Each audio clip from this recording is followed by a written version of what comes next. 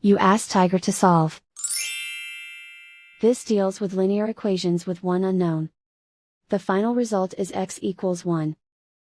Let's solve it step by step.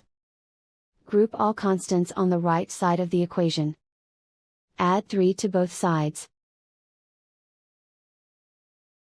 Simplify the arithmetic.